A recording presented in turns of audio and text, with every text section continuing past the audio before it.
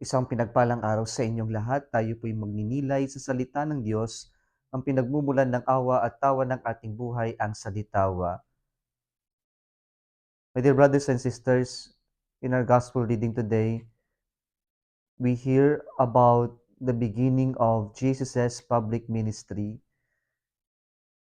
At dito po, mapapakinggan natin yung mensahe niya na parang gaya ng mensahe ni Juan Bautista. He said, "Repent, for the kingdom of heaven is at hand."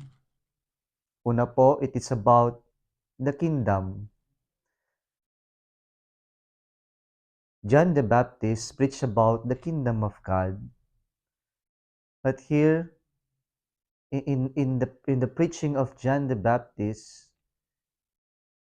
the kingdom is about the presence of someone, the presence of the Messiah, of our Savior.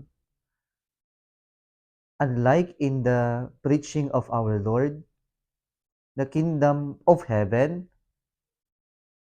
which is also the kingdom of God, sabagkat ang pangalan ng Diyos ay napaka-sacred sa mga Hudyo, kung saan ito yung audience ng gospel ni Saint Matthew, kaya ginamit po yung kingdom of heaven.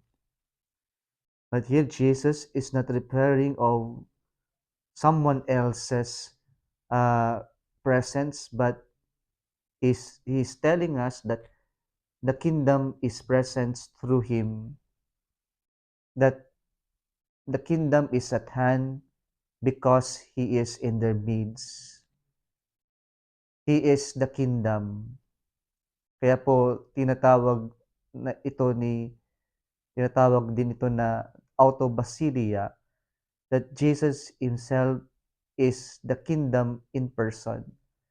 Na nandito ang paghahari ng Diyos sapagkat si Jesus ay naparito. And then we go to the center of his preaching, repentance or metanoia. Metanoia is not just leaving the old self, but it is as if you are burning the old self that you can no longer return. It is a total change or conversion of our minds and hearts. Kaya po, repentance is putting on another life, another self. Ano pong mensahe dito? Pinapaalala sa atin na maghahari ang Diyos kapag mayroong pagbabago o pagsisisi sa atin.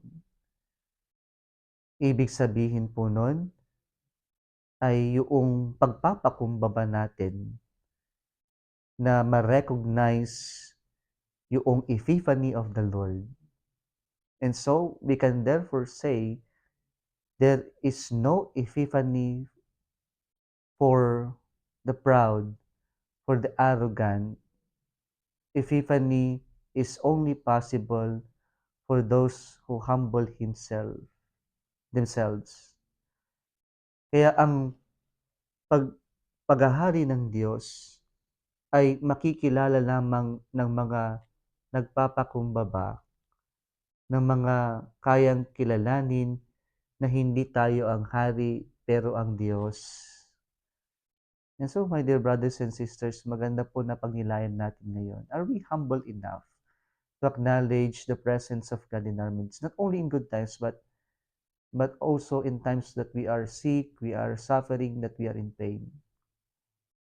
Kaya ba nating ma-recognize ang presensya ng Diyos kahit mahirap, kahit kahit mabigat, kahit na tayo ay nasasaktan? Are we humble enough to recognize that we are not